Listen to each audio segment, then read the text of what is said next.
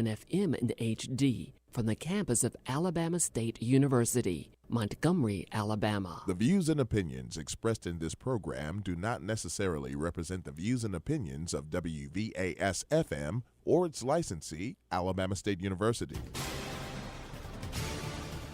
This is 90.7 Perspectives, a cultural, political, and social chat. The two of us together work with every victim, and we follow their case from the very beginning. You're paying for the cost of education. Folks who are not supposed to be here at all, you and I absorb that cost. Oh, I say it's the best time to Oh, be it's a the Hornet. best time. I like that. It's the best time to be a Hornet.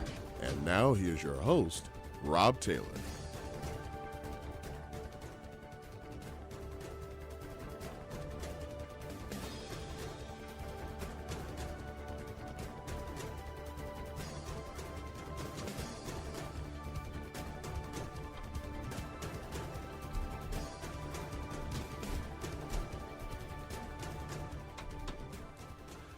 Well, good evening and welcome to this week's edition of 90.7 Perspectives on WVAS. I'm your host, Rob Taylor. A great show on tap tonight. To the listening audience out there, I want to go ahead and give the phone numbers now before I introduce my guest. And I want you to jot these numbers down, and I want you to dial us up and share a few comments with us and tell us your thoughts. You can reach us locally at 269-6785. 269-6785. And if you're outside the Montgomery area, 1-800-631-2893. We have a jam-packed program for you tonight. In the studio with me tonight, we have Dr. Neal Finley, a political science professor at Alabama State University. And also in the studio with us, we have pastor, motivator, and community activist, Pastor Ed Nettles of Free Will Missionary Baptist Church. And we are here to talk about a number of issues, but mainly, Dr. Finley, I was talking to you before we started, and we were talking a little bit about politics and black-on-black crime, and you said politics and black-on-black crime, they go hand in hand. Absolutely, because we often talk about what the community can do about fighting crime in our community, and yes, you do have a role as a community to be, the neighborhood watch, seeing suspicious of criminal activity going on there and reporting them. But also you have to look at what public policies are needed in place to help the community fight some of the crime. Let's face it, we do have some individuals gaming the system.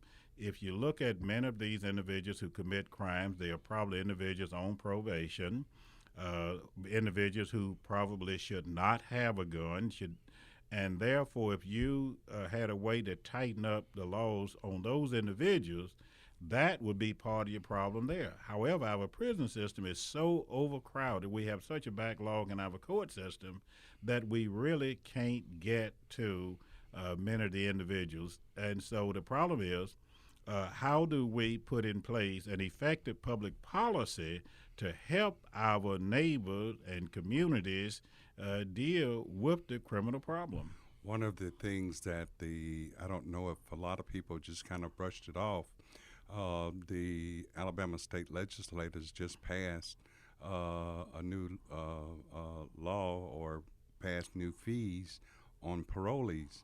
Now, the current situation is that young men who is on probation are unable to pay probation fees. Mm-hmm. Therefore, if they can't pay the fees, they end up back in prison. Okay, so if they get out of prison, first of all, you got strike one. One is they're not going to be able to get a job because they're an ex-felon, and it's going to take some time. So while they're trying to find a job, the fees are building up.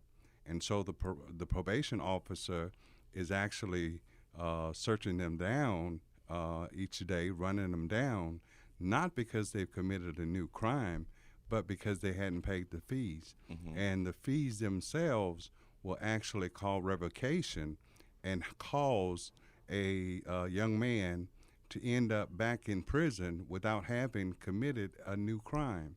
Those are some of the things, and it just happened this past week, basically to say we're going to offset some of the cost of corrections. And yes, we need to do something as it relates to gun policies.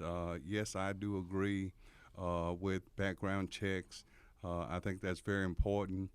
But still, you have the issue of the burglary rate, young men breaking in, trying to get things that they can't afford, and in the process picking up weapons, and ended up weapons are still on the street, and it's a common thing to have those weapons on the street, and you're not dealing with sometimes just your average young man. You're dealing with a young man who has a mindset. Now, until my thing has always been, Rob, until you change their mindset, you will not change what is going on in this community. It's not only political, but you have to change the mindset of our young people and their thinking. Over the years, it's been my experience in dealing with these young people. One is they are not afraid to die. Two is the new thing on the street is it's not gang related. So many people think, well, all these killings been gang related. Well, the gangs have really been quiet in Montgomery, and hadn't been a whole lot of gang killings. These killings have been around surrounded a word called respect. So now, we those who are packing, and that's what they call it. And the majority of, I don't want to say a majority, but a large number of our young people are packing today because they don't want to be disrespected. So if you disrespect one of them in front of some people, chances are there's going to be some gunfire. And we're not just going to talk about those that's been killed, Rob. Talk about the ones who are walking wounded. How many have been patched up and are back out there on the street?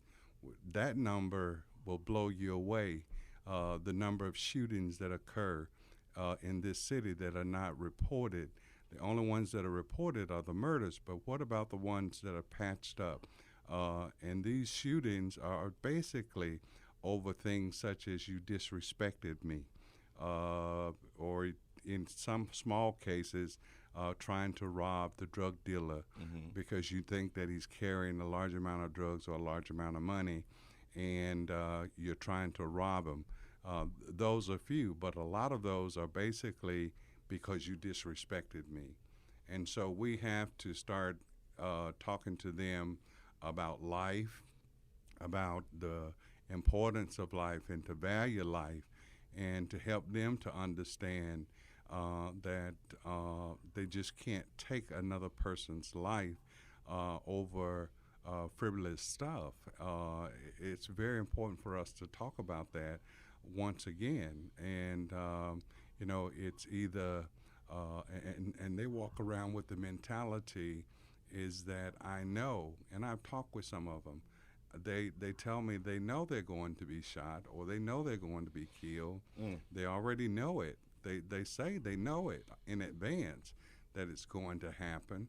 So they want to be prepared just in case they run across this person or persons that they're already packing.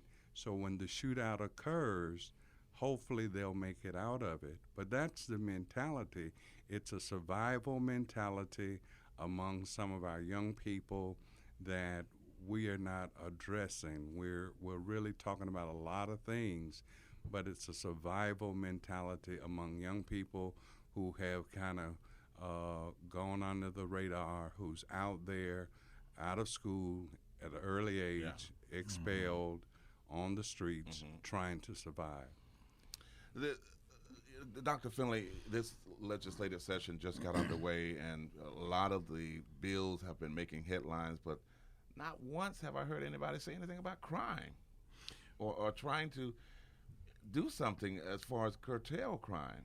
And I don't know if there's legislation on the way, but I just haven't heard anything. I think the crime issue has been browbeaten a lot. Look, year after year, we've been talking about the tough sentences, truth in sentences, and all of those things. I think people have shied away talking about crime directly because people don't want to be associated with certain code words. And so I think that if you talk about making sure when a person is sentenced that he serves the time he's supposed to serve. I don't have to say criminal. It means that if there's a conviction and the person go to jail, he stays there until he serves his sentence. But I do think that Pastor here has a very good point. Many of these young folks here who engage in violence, it's a matter of respect. I'm concerned about those who have not committed a crime yet, or maybe have not committed a major felony that perhaps there are some alternative sentences for them, and I think that we need to look more at those kinds of actions and see if you can get these individuals in.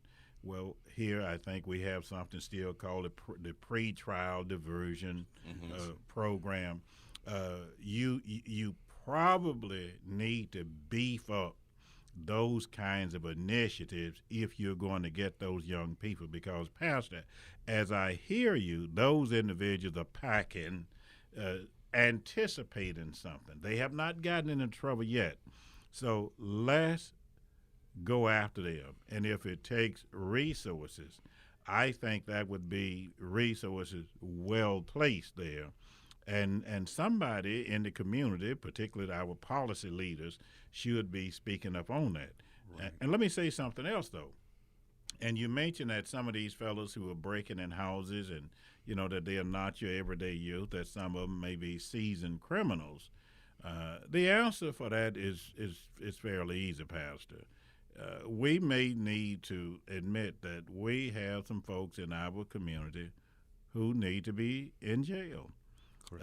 That they are not going to respect the rights of other folks, that they are going to continue to violate the parole, take advantage of the second and third opportunities that have been given to them.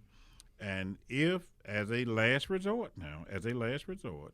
if parole will not do the trick, if they're not going to take advantage of their second chance, perhaps those individuals need to be incarcerated, but we need to do something about those youngsters who have not committed serious crimes yet with some kind of alternative. Because let me tell you what would happen.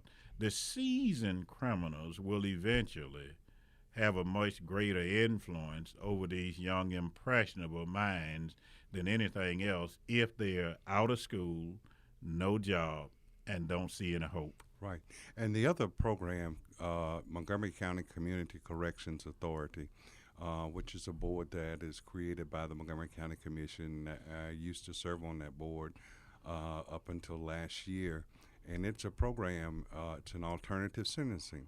As if you're a first-time offender, they will bring you into that program. The judge will sentence you to that program. You're actually in prison, really. However, you're allowed to remain free on the streets to see if you're going to do the right thing. They give you a chance to do what is right. And that program has had great success because they have people who are constantly monitoring them. Some wear leg brace, but the program has helped rehabilitate a lot of young men.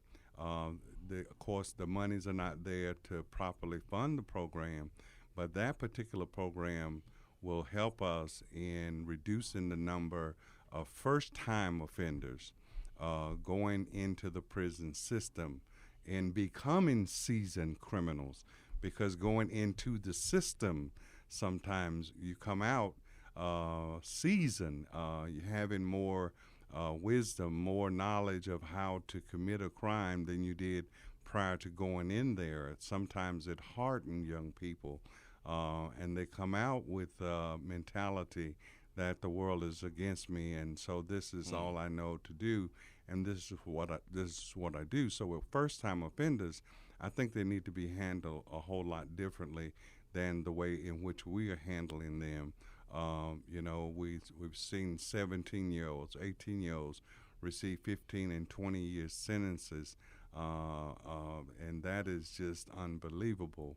And so I'm glad to hear that here in the state, I don't know who brought it up, that there needs to be some really truth in sentencing. In other words, one judge, if I committed this crime and one judge sentenced me to 15 years and this guy committed the same crime, but this judge only sentenced him to 5 years, well, we need to do something about the way we sentence and all those kinds of things so that we really have truth in sentencing. And when we say that this particular crime, you can serve up to a maximum of this number of years, then that would be across the board for repeat offenders. And of course, you still have the 3 strikes, you're out. However, I think we need to really focus on first-time offenders and those juveniles who are out at the Air Base facility and out at Mount Meigs. I mean, more money need to be pumped there to get counselors, like we talked about earlier, especially drug counselors.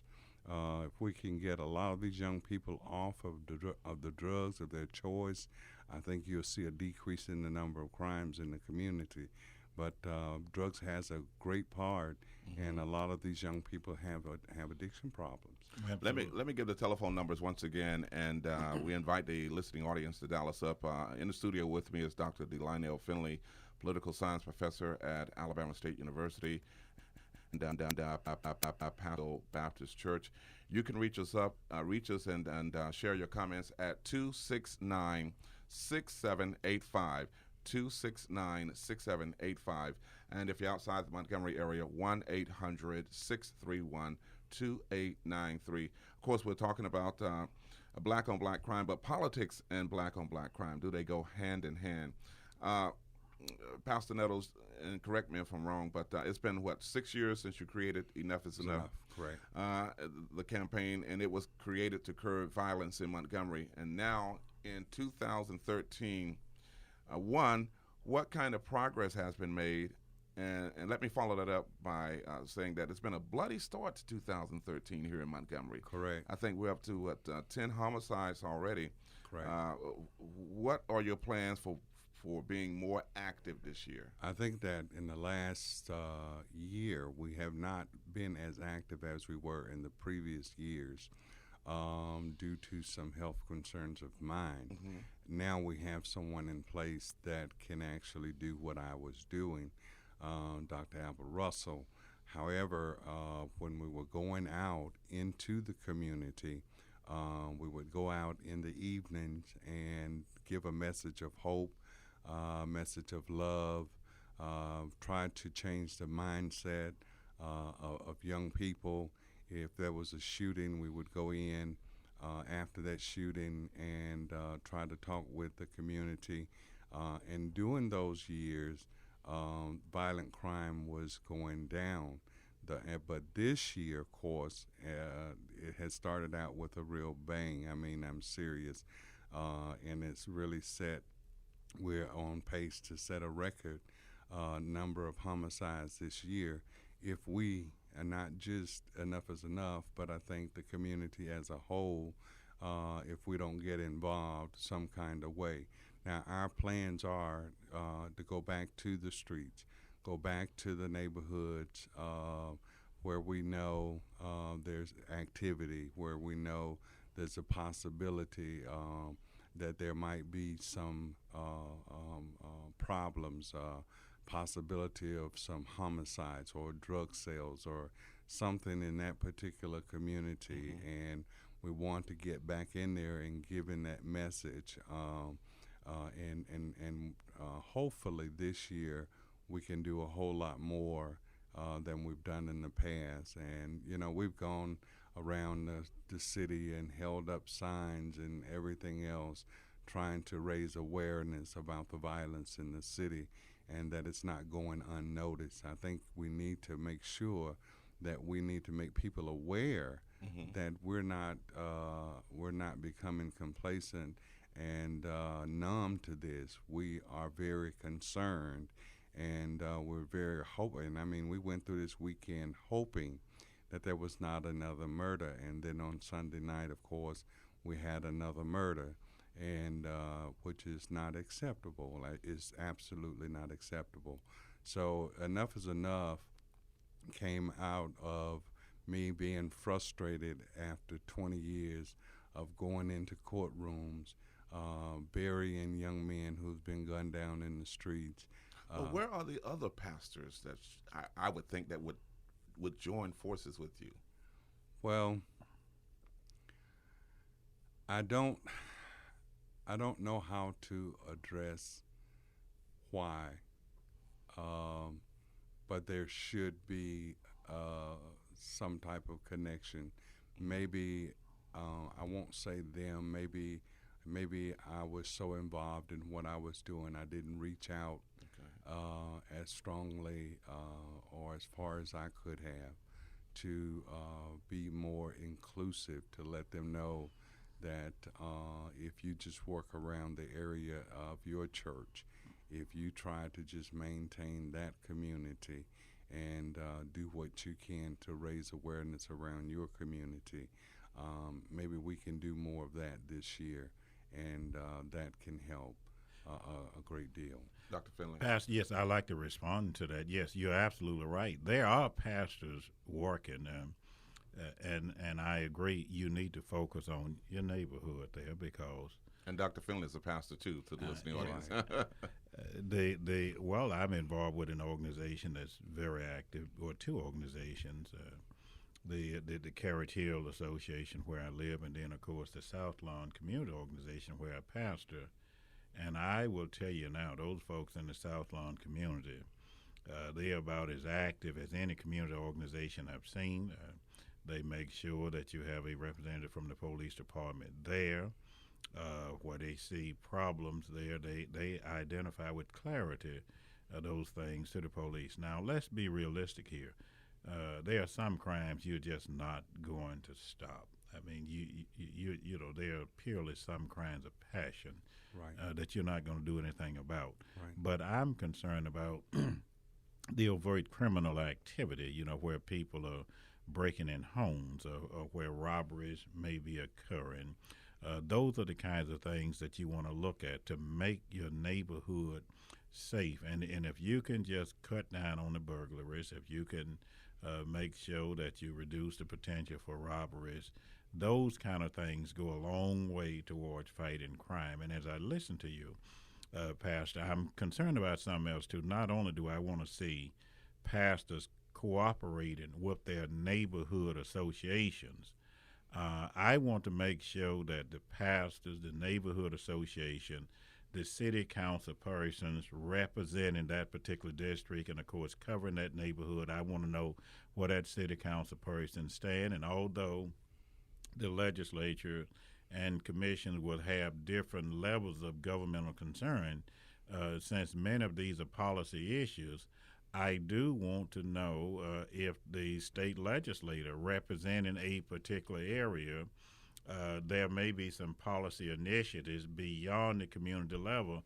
that may be necessary to help combat some of that. So I want to see those individuals involved, because it's going to take a real partnership there. And you certainly want your law enforcement people, if you're out there, yes, as a church you want to talk to individuals, but have representatives from the police department to know, look, we care about our neighborhood.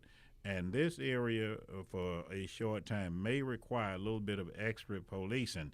Can you help us out on that? And I would suggest that. I think that's very important. But one of the things that we fail in as African Americans, we fail to hold our elected officials accountable. Mm-hmm. In the African American community, we do not complain enough to them, and we don't complain loud enough, and we don't actually. And I'm saying this, I'm not criticizing anyone, I'm not browbeating anyone, but we just don't do it. You know, I've gone to planning committee commission meetings, and I've gone to meetings where in the white community, if they didn't want a sidewalk somewhere, you know, if it was a state legislator, he was going to be there. the city councilman is going to be there, the county commissioner is going to be there, and guess what? If they don't want it, it's not going to happen. In the African American community, we cannot get that. We actually have to beg to get some of our elected officials to even come to a meeting to talk about some of the things that goes on in our community, you know. And I know that I know what I'm saying is not well received, but it's the truth. You know, if we can get more participation, even from the political end, you know, come to the meetings, hear what the people are saying. You know that what they're saying is true. You know what they're saying is factual. Tell us what you can do, because sometimes we don't know what you're capable of doing. Tell us what you can do, what your limits are in helping us fighting crime in our community. Don't have us standing here thinking that you can do something when you really can't, you know, and, you know, a lot of that happens. But if we can just get them to get more involved in hearing from their constituents and the people that they represent, I think that we can get some things to happen in our community. And let me add to that, too. When you get your elected officials to meetings like that, make sure the local people in that neighborhood where you have the problem, that those individuals get a chance to address the problem. Don't allow your community meeting to be hijacked by people who will come there with some external issue. Correct. I have seen that happen in meetings where you invite a person there to speak, and you will have folks show up who simply want to be argumentative. If you invite a representative, I don't care whether it's a city councilman, your state legislator, or county commission, if you want to talk about crime in that neighborhood, let's find out what can that individual do in his official capacity to help that neighborhood face the crime.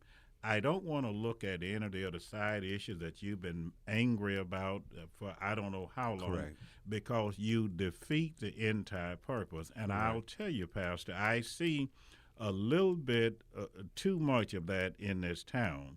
And when you get into those kind of side arguments, you always lose focus on the real problem that you need to deal with. And so I would suggest to those organizations and their leaders who will invite elected officials, make sure that the agenda is clear, that this is the issue that we're going to talk about, because you can't solve every issue at a community meeting. Correct. And if you say that crime is the major issue, let's come and talk about how we're going to deal with this particular problem. Right. This is 90.7 Perspectives on WVAS. I'm talking with Dr. Neal Finley, political science professor at Alabama State University, and Pastor Ed Nettles of Free Will Baptist Church. I'm your host, Rob Taylor. We invite you to dial us up. We got about 10 minutes remaining in this segment of the program. 269-6785. Let's go to Ken in San Antonio, Texas. Ken, thanks for calling. You're on the air. Hello. I tell you, I'm enjoying the program tonight. I've just been in awe about the things you guys are talking about, and I tell you, it's a sad day, but at the same time, I feel hope that we can promote a change to our young people to stop the violence. I have a question. Pastor Nettles. Yes. You said something that just touched my heart about the family. I think the family is going to be the key, because what I see is so much disrespect or dysfunction in the family, and the kids that we're producing now. No fathers at home, no type of discipline, and that has grown rapid in the community. It used to be, it may not have been a father there, but there was respect that was, you honored your parents and you were the type of person that wanted to do better, to strive and go forth. We can't put it on poverty. We can't put it on the father not being there.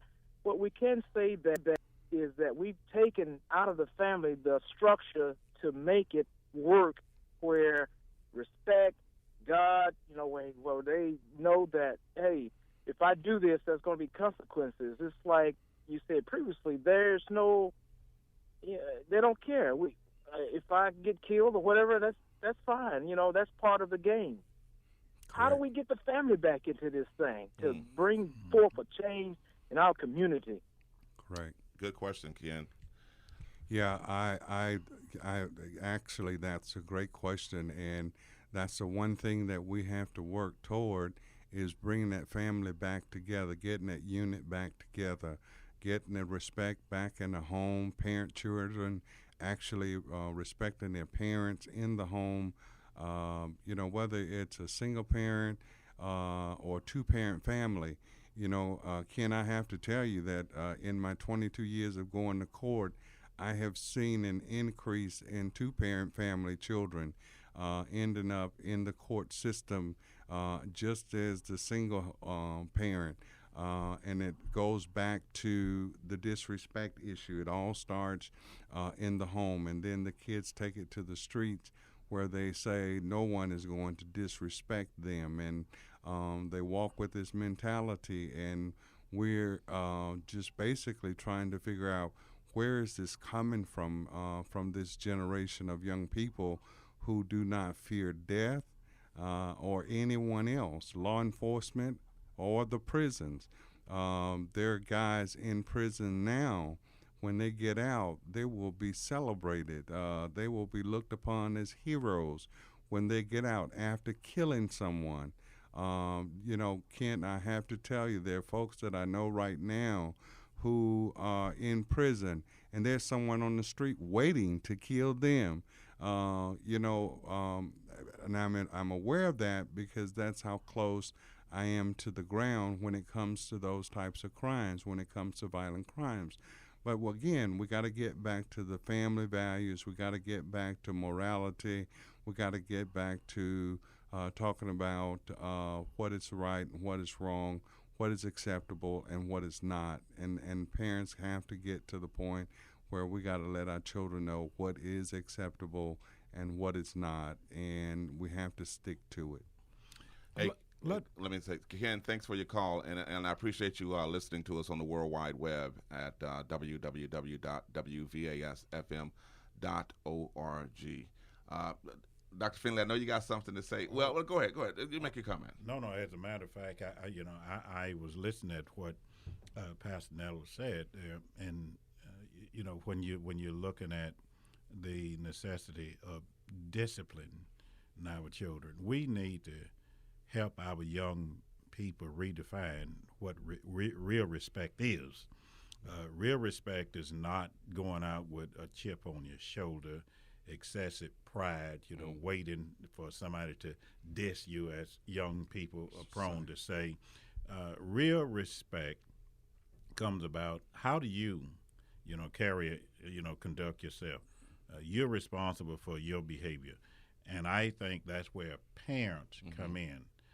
We need to teach our children that they don't have to allow exaggerated pride to get them into confrontations that can be avoided, because that's where a lot of this seeking respect come from. And so I think we need to help our young people redefine what real respect is, and at the same time, we expect our young people to show respect, and I don't think we as parents talk about that enough.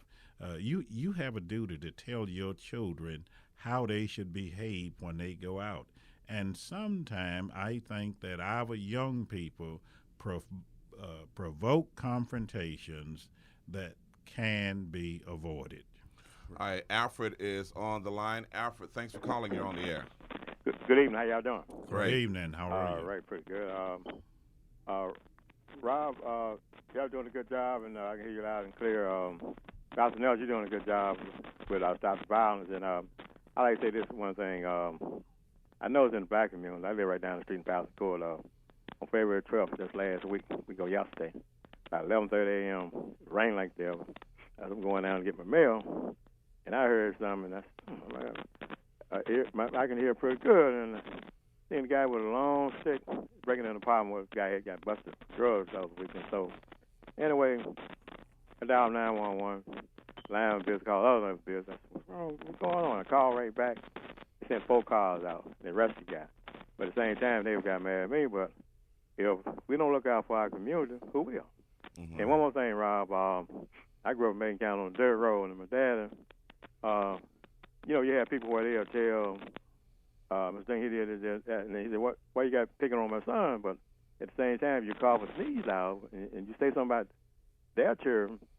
I don't like anybody talking about church. My dad told lady, well, they gonna white folks gonna beat the rear end. He said another term, we ready for you to hug. So, but at the same time, some people now they out trying to raise grown people, but at the same time, the children tell them what to do. So I couldn't tell my dad tell me what to do. So it got so rough, I had to leave so fast. I left my bicycle. He had a rifle something put on me, so okay. I got away from there. So at the same time, we had to look out for each other. And I think community leaders and some of these politicians, not necessarily have blood on their hand. They just don't care. I don't know if all of them been bought, but they need to care. If they don't care, we need to vote their in and out off. So y'all have a good evening. And Reverend Neal, thank for you and Dr. Finn. Y'all doing a good job. And thank you. Have a good night. Keep faith. All right. I want to say something. I want to commend that gentleman. Mm-hmm. Did you hear him say he saw what was happening in his neighborhood and he called 911? Right. We need to start calling when we see something wrong happening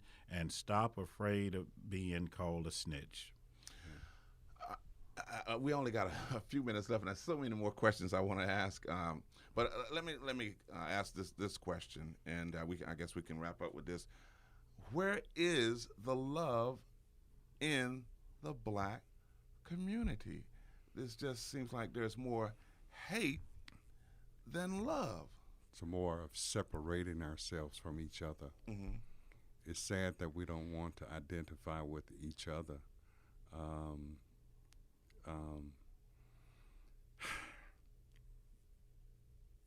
We actually do to ourselves, we're doing to ourselves today what they did to us in the 50s and 60s. Mm-hmm. We're segregating ourselves from ourselves. And Dr. Finley, I don't know if you see it, but I see that if we start moving into certain communities, well, say a community that was predominantly white, blacks start moving in, whites start moving out. Well, when more blacks start moving in, then those blacks who think that they're at a higher level of income than the blacks that are moving in, then they move away from those blacks. So it's a trail of, it's almost, we keep segregating ourselves and separating ourselves from each other. It's almost as though we don't have love for our own people. And, it's just something that I feel, Dr. Finley, I'm not saying that it's right what I'm feeling or even seeing, but it's almost like as a people, we segregate ourselves. We don't have the role models. We don't have those because we're too busy moving ourselves or segregating ourselves from our own people. I'm not saying that you have to live in a rundown neighborhood, but just because the neighborhood that you live in is now becoming heavily populated with African American isn't the reason for you to run to another neighborhood that's eventually going to run from you. I'm running short on time, but I want to allow you to give your final comment here, Dr. Finley. Well, Pastor, 45 seconds. You have a very good point. Look, I grew up in the Mississippi Delta as a little boy in the 1950s, and I remember when field hand and teacher lived side by side. And many times the field hand had a better house than the teacher. But the key here is that you had role models right in your community that you could look up. I think the black community, in terms of this segregation you're talking about, is so isolated and it is so homogeneous in terms of like-minded people that we don't have that diversity of role models that we could look at and then it inspire us. And that's the problem of having those blacks who believe they've made it move out of the neighborhood and somewhere else. We don't have black role models that young black boys and girls can look at and see real success. We're out of time, and we need to continue this conversation, so I will be calling on you all again. Thank you so very much. Dr. Delionel Finley, political science professor at Alabama State University, and Pastor Ed Nettles of Free Will Baptist Church here in Montgomery. And thank you, gentlemen, so very much. In our next segment, Dr. Neal Lester visited the Alabama State University campus this week as part of the university's Black History Month celebration. Now, Dr. Lester presented the topic of his controversial course, Straight Talk About the N-Word, which has gained national attention. WVAS News Director Shed Johnson spoke with Dr. Lester about his course. Welcome to Alabama and Alabama State University in particular. Well, I'm glad to be here. Glad to be back. A fascinating topic. You're part of our university's Black History Month. You come to us from Arizona State University. We enjoyed being with you, Rob. And I guess we enjoyed being with you. The title of everything sort of caught my attention. Straight Talk About the N-Word. I've got to ask you, when you were able to convince Arizona State University folks to establish a course. What sort of reaction did you get? Well, there was no convincing because fortunately I'm in a position. Dr. Finley, always a pleasure. And that is a luxury. Gentlemen did a great job. I had to convince myself that I didn't have to be the expert to teach the course, but rather I was looking at the course as a way of exploring a lot of the questions that I have. Okay. So it was more of a convincing of myself that I could take the ocean of material that's out there and bring some order and some new sense of this word as it relates to identity and performance and history in ways that I'm not quite sure everybody's doing. Now, when you teach it, is 3 hours credit? How does that work? It is a one-credit course. One-credit course? It's a one-credit course, and it is self-selecting students, so it's not required.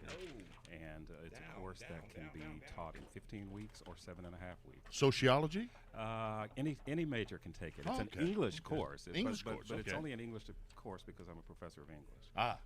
But it's across majors, and students come from, I want to say all walks of life, but they certainly come from various professions and from various experiences. Now, what kind of reaction have you gotten from not just, I would say from the black communities? I really wanted to ask you this. Yeah. Well, I think the big surprise, and it's not just from black communities, but from people in general, is how do you teach a course about a word? And so the real sense of this is that we're not teaching a class about a word because a word exists within a context. So the word has context and therefore it has meaning, and so the word is much bigger than the 6 letters that constitute the word.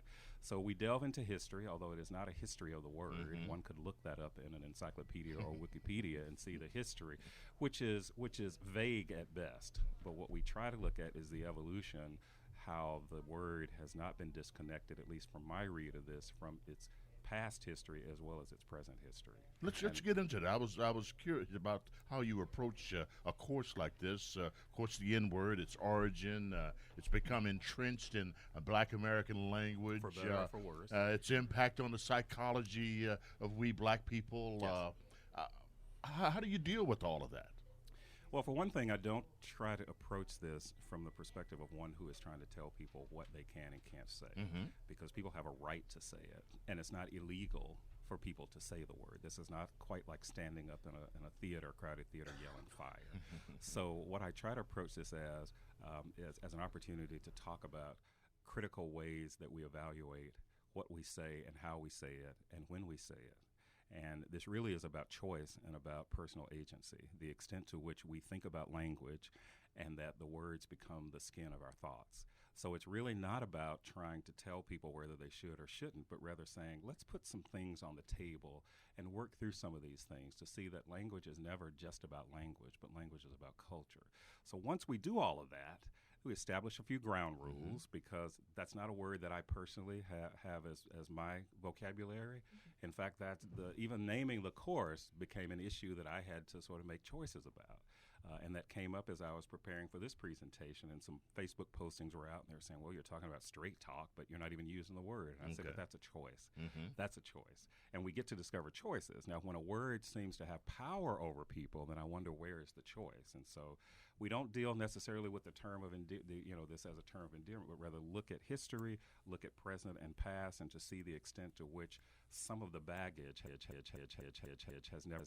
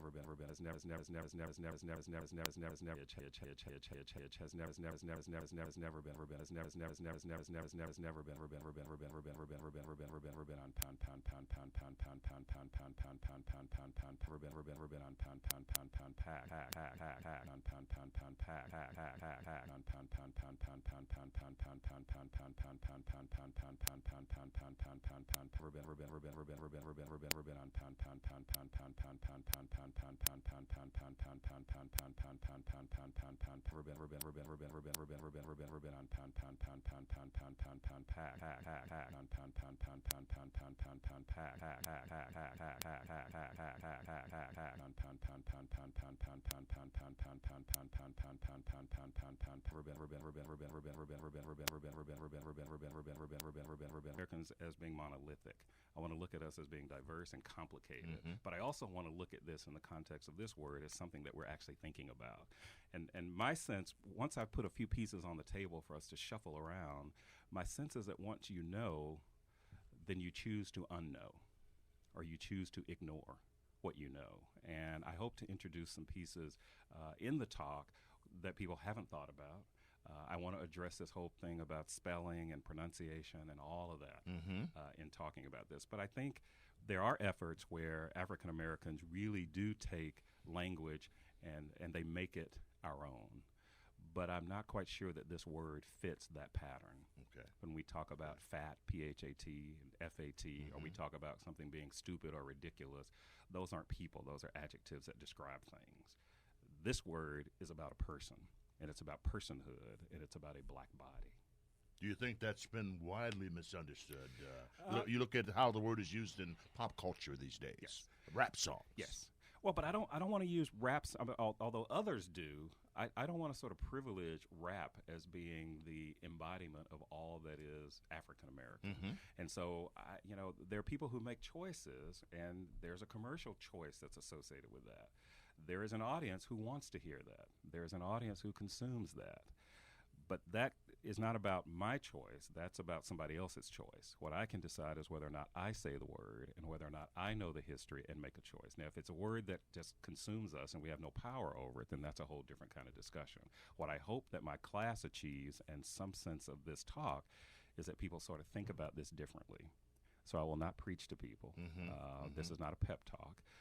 This is really about trying to tease at some of the things and nuances that we haven't always had the opportunity to do. An intellectual discussion. Well, it's a discussion. I want to bring out some things that people may not have thought about, and then I'd like for people to go and do some homework, because I can't, within the time that I have for this conversation, make this the class that I teach in 7.5 weeks or in 15 weeks, but rather I hope to introduce and to put things within a context, because there's a lot of material out there. I'm not bringing anything new to the table. What I'm bringing is a new way of looking at what's already on the table.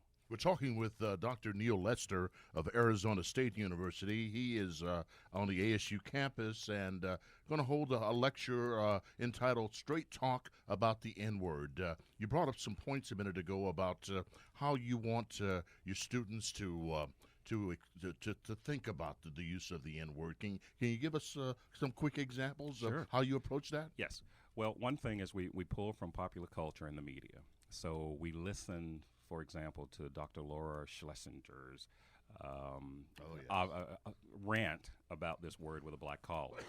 And we'll do that this morning, too. And part of that is because what I want students to see is that the word is rarely about a word. The word is about an image. The word is about a narrative. There's so many things that go on in that are problematic beyond the word. I have no problems with Tarantino's Django Unchained. I was about to bring that up. I had no interest in counting how many words he used. There does seem to be an interesting love affair that he has with that word. Yes. And I'm curious about it. Yes. But, I'm curious about, Michael Jackson and his skin color, but I make no conclusions about that. But I think curiosity is a good thing. But what I also have students do is I ask them to do Google alerts, and they put that word in, and every single day something shows up about that word. Okay. And the something that shows up is not about terms of endearment. It's about these other ways that the past is still the present. And until we can unpack the baggage that is associated with the violence, the intimidation, the fear, historically and now, then I'm not quite sure that we have the power to change that word. That is not to say that we are powerless, because we have choice in terms of using the word or not. If it's a term of endearment, I ask the students, then what is it like? And is that word exactly like this word in terms of what it is embedded with in our culture? Mm-hmm. Yes. Dr. Neal Lester, thank you very much. Fascinating conversation. Thank you. Yeah. Thank you. That's News Director Shed Johnson. Thanks so much, Shed, for that interview. And we're moving right along. And this time in our segment here, we're going to be talking about American Graduate, keeping the youth in school. Roughly 1 million American students begin ninth grade each year, but only 70% of them graduate 4 years later. Each year, nearly 1/3 of all public high school students, nearly half of all African Americans, Hispanics, and Native Americans fail to graduate from school with their classes. In Alabama alone, at least 30% of Alabama's students currently fail to graduate high school. American Graduate, Let's Make It Happen, is a media initiative supported by the Corporation for Public Broadcasting to help local communities identify and implement solutions to the high school dropout crisis. WVAS-FM and the Alabama State University Aspire program have teamed up to face the high school dropout issue, find possible solutions, and put those solutions to action. Now, you've heard our American Graduate Community Forums in the past where school officials, faculty, and even students discuss the issue. Now we will continue this effort on a regular basis. The next few shows that we'll do, we will conclude with an Aspire mentor giving his or her take on the dropout crisis. In the studio with me, Aspire mentors, Marcus Stanberry, mentor Carlton McLean, and mentor Sharnae Brown. Thank you all so very much for joining me. Make some noise. Say something. Hello. Hello. Don't be afraid. Y'all are mentors. You can't be afraid to talk now. Let me ask you all, and I want each you all to give me your take on this. Why do you feel students are dropping out? And Marcus, let me start with you. I feel students are dropping out. Get a little closer to the mic, Marcus. I feel like students are dropping out more the basis of testing. I think students are afraid of testing and afraid of failing tests, and our society is now based, our school system is now based upon testing, and I think that scares students mostly, especially when it comes to the graduation exam or any state exam. Mm-hmm. Sharnae, what do you say? I think it's also due to peer pressure. A student trying to persuade another student to do what he or she is trying to do without going to school or missing class and not doing your work. Carlton, what about you? Why do you feel students are dropping out? I just feel like students are dropping out because of what they see on television or on hear on the radios, on the games, and stuff like that. So, do they not know why it's so important to stay in school? Why is it important to stay in school? It's important to stay in school, and I think young people like this answer because we're a capitalistic society, and we want that money flow. And if you want the money flow, you have to stay in school. We have one mentee, not naming any names, but we have one mentee that feels, well, I don't need to stay in school. I can play basketball. Well, your NBA players, your even your college, famous college basketball players, all of them have to have some type of education in order to reach that point. Your grades matter. And that's number one. And that's what the coaches look for. They don't care about your skills. They want to know about your education first thing. And then we'll go into the skills and we'll talk about everything else. Carlton, what do you think? When he says this guy says that basketball is going to take him where he needs to go, but he's not concerned about his education. I mean, a lot of high school students and even college students feel like that's all they need is their talent, but it does take education because when you get on, when you sit down and watch ESPN, you see those athletes. They have to do interviews and stuff like that, and they have to know how to talk and how to present themselves and stuff like that, and they learn that through school. And a lot of them actually do go back to school also. A lot of the athletes and stuff, like for one athlete, Shaq, he went back and got his I think PhD or a master's. And Shawnee, what about you? I mean, you stayed in school, right, Shawnee? Yes, sir. I always got my work. I wasn't like the terrible type of student or the student that always try to be the smart one in class. I did my work because I knew what was out there for me. I knew I didn't want to be behind or say just fail a class and just be there the next semester with other students. I knew I had to do something with my life, and plus seeing like some family members of mine that didn't finish school and didn't get to the point where I am to make something out of themselves, I wanted to be a success and change that. And also, as far as it goes for being wanting to become a teacher, I want to be the inspiration that my students want me to be or want to see in me. Final question for each of you. What are possible solutions to the dropout issue? I feel like a great solution would be to come together as a community. As far as family goes, your family is your key point.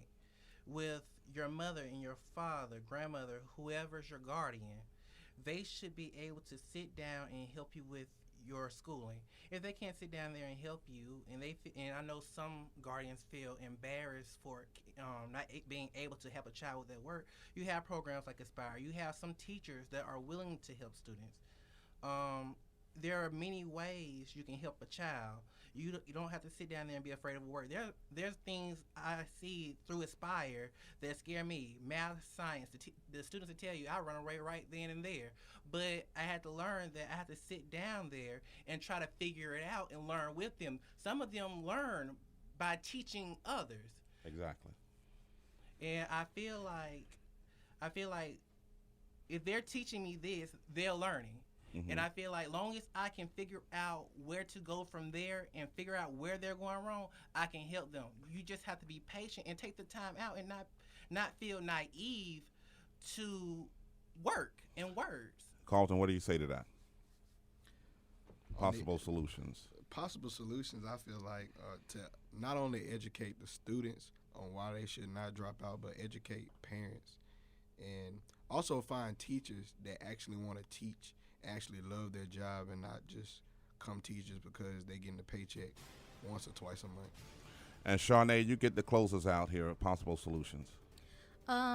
One possible solution I say to the dropout issue is to try to be that success, like I said before, that you want the students to see. It all starts with yourself. You have to push yourself further so the students can see that you're doing something with yourself in order to be a motivator to help them do something with themselves as well. And maybe they'll start doing the same thing. They'll see, okay, well, like myself, they say, Sharnae is doing something with herself. She's trying to go to school. She's trying to get a degree behind her name. I want to be just like her. I want to get that degree too, but I want to probably do something else in life. Thank you all so very much, and stay in school. Shanae Brown, Carlton McLean, and Marcus Stanberry, thank you all so very, very much. And thanks to Pastor Ed Nettles, Dr. Delionel Finley also for stopping by, and Dr. Neal Lester, as well as News Director Shed Johnson. Thank you all so much for listening. We're out of time. I'm Rob Taylor. We'll talk again next time. You've been listening to 90.7 Perspectives with Rob Taylor. Join us next time for more evening cultural, political, and social chat with local and national public figures. Thanks for listening.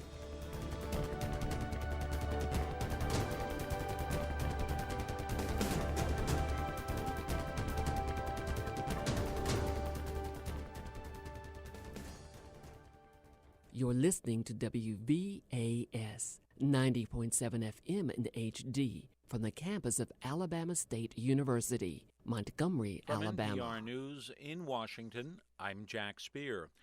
A sharp reversal from Florida's Republican Governor Rick Scott on the Obama administration's health care measure. Scott announcing today he will expand Medicaid to an estimated 900,000 additional Florida residents as part of the president's health care overhaul plan. Scott, who entered politics in 2009, sharply critical of the plan, says he gained a new perspective last year after a personal tragedy. A few months ago, my mother passed away, and I lost one of the only constants in my life. Losing someone so close to you puts everything in a new perspective. Scott says he'll now support a bill that would expire in 3 years under terms of the health care overhaul. The federal government will pay for the Medicaid expansion for the first 3 years and then pay 90% after that. The Obama administration has finalized rules spelling out the menu of benefits health insurers will have to offer beginning next year. As NPR's Julie Rovner explains, the requirements will apply to health plans for individuals and small business. The list of so-called essential health benefits includes 10 categories of care every plan must provide, such as hospital and maternity benefits. For the first time, all health plans in the individual and small group markets will have to cover a minimum package of mental health and substance abuse disorder treatments. The Department of Health and Human Services, which issued the rules, estimates that currently about a fifth of individuals who buy their own policies lack coverage for mental health, and about 30% of individual policies don't cover substance abuse treatment. Julie Rovner, NPR News, Washington. The Pentagon says the automatic spending cuts that kick in March 1st are going to hurt critical operations because the department will have to furlough hundreds of thousands of civilian defense workers. NPR's Tom Bowman says civilian workers will have to stay home for 22 days and forfeit up to 20% of their pay.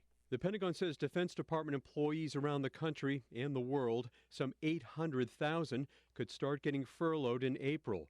The Pentagon's top budget official, Robert Hale, told reporters that because of the $50 billion in across-the-board cuts this year, the readiness of the armed forces could also suffer. And that will lead to actions such as about two-thirds of the Army Combat Brigade teams being at unacceptable levels of readiness by the end of the year, excluding those actually deployed in Afghanistan.